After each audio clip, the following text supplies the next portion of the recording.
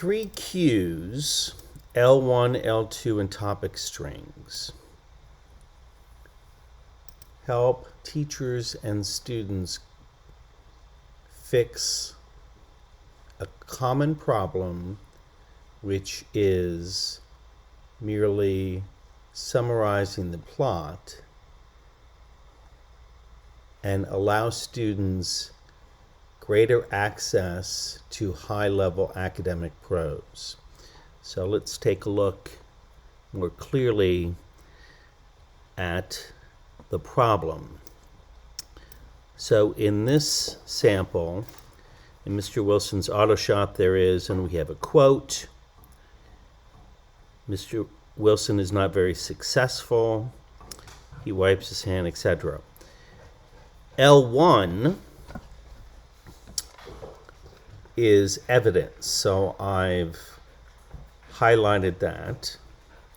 L2 are associations, which we have basically two here. And the topic strings are the first few words of a student's sentence. These are three cues that once students understand the definition of each cue, then you can start having very efficient conversations about how to move them into more intellectual performance.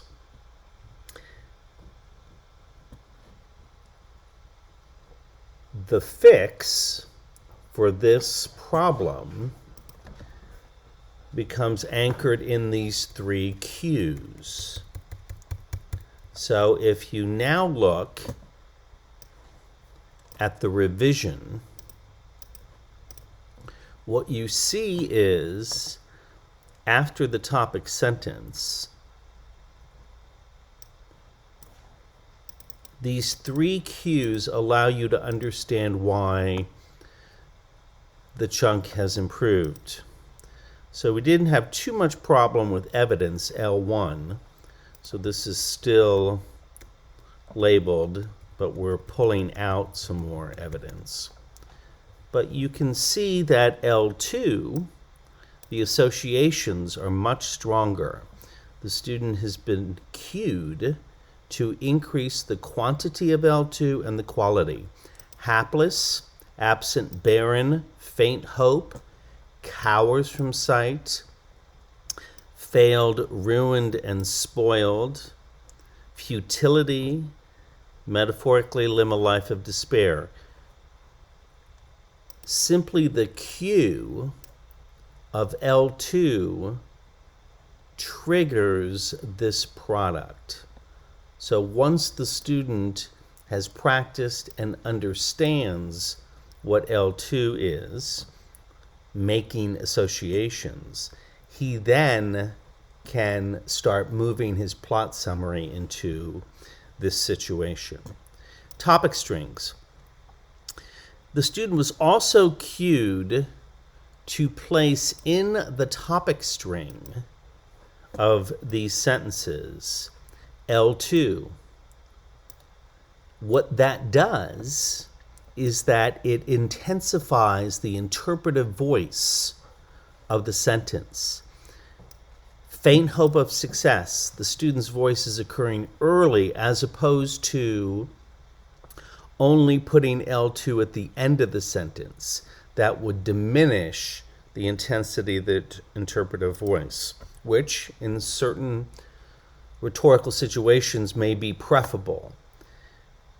These sentences place L2 in the topic string area. That's the cue. We can tell students we want L2 in the topic strings. Suddenly, that simple and efficient cue allows the student to assert a more powerful, precise voice. You'll notice then he has L2 to the right of L1 as well. So these three cues can help explain to students how they can move from plot summary to a discussion highly interpretive and convincing. Below you have a similar issue in history.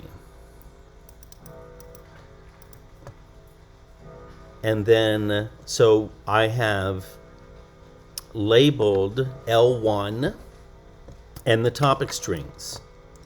You'll notice in this topic sentence, there's no L2. L2 is connected to voice. And then here's a tepid L2, L2, implicit causality here. But you can see visually that simply by labeling these cues, which is an important part of the student process, that they begin to see the relationship between L1, L2, and what is in topic strings. So we look at this topic string, we've underlined, there's a very tepid L2. We look at this topic string, there's only L1 in that topic string. So there's no interpretive voice going on here. But once the student is cued to change and respond to these three elements, specifically L2 and topic strings in this case, notice the change, the L2, where it's located. L2 is in the topic string now, and this is creating a more forceful interpretive voice.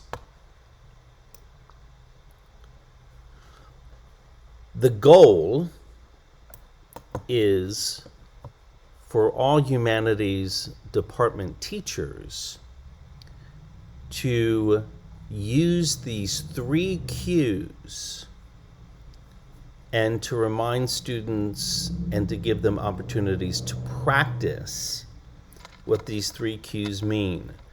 Once they understand these three cues, you can, as history often does, manipulate the order and arrangement. You may want a document that leads with L1. You may want to direct students to think about the quality of L1 as well. The range of possibility that comes out of teaching these three cues can be enormous within a department and across departments.